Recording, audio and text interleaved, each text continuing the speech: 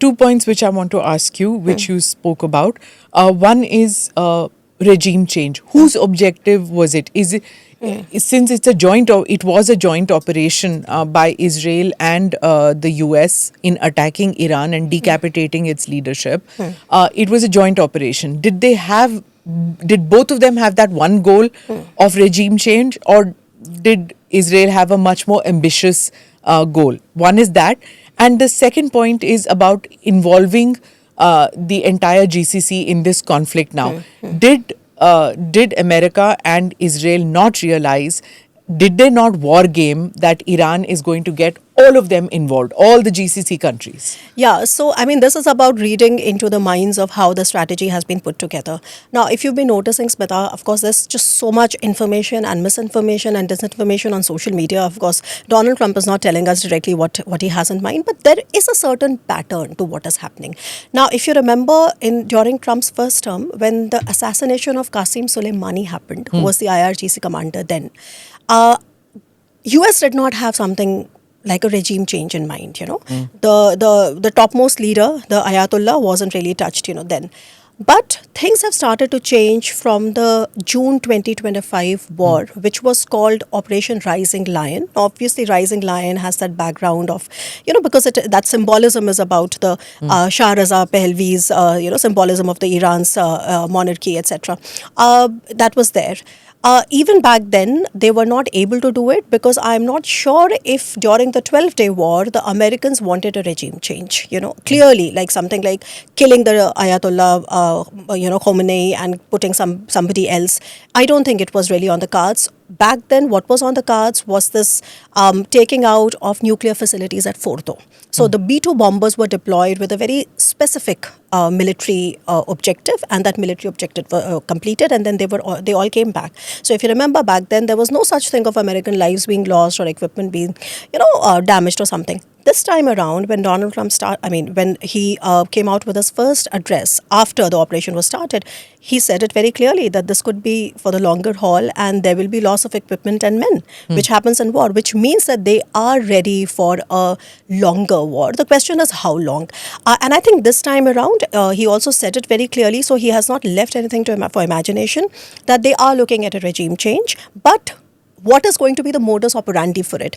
So if they are going to be leaving the regime change to the people of Iran, of course, that have taken to the streets, especially from April, of course, that also has a background because the Iranian regime is, economically, they have hollowed out the country so much. I mean, on the one hand, they have a pretext of sanctions, decades of sanctions. But on the other hand, it's also about all the money going to the elites, right? And all the money, then the laundering and all of that happening and all the smuggling that is happening. There's a shadow economy running there, okay?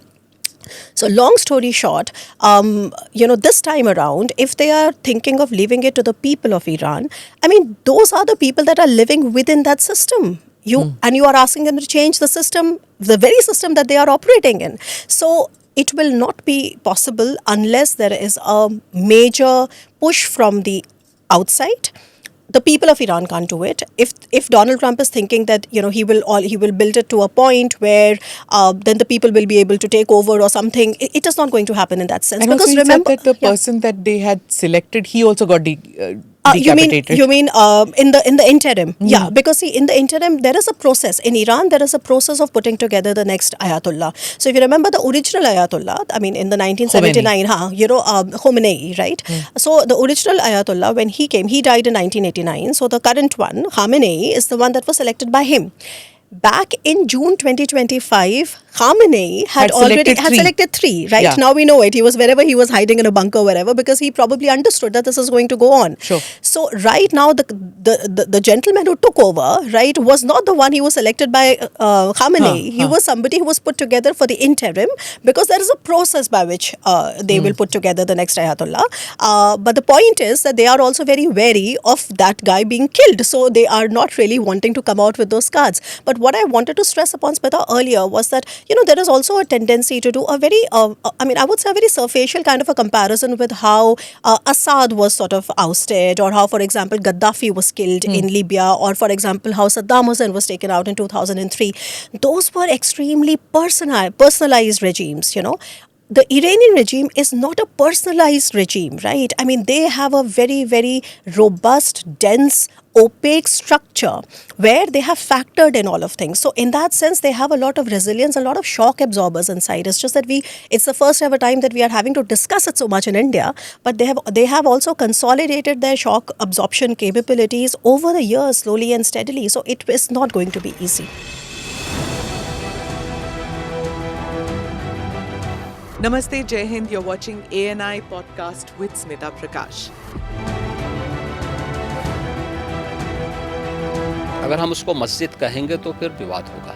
The issue is टूटा है क्या भारत? 400 पार का मतलब ये है कि संविधान खतरे में है। क्या हम लोग ये निर्देश देते हैं कि फला को गिरफ्तार करके जेल डाल दें? वही तो कह रहे हैं सब। ये बेबुनियाद निराधार आरोप। सच्चा सुनना चाहो देखो स्मिता प्रकाश ANI, it does not lie.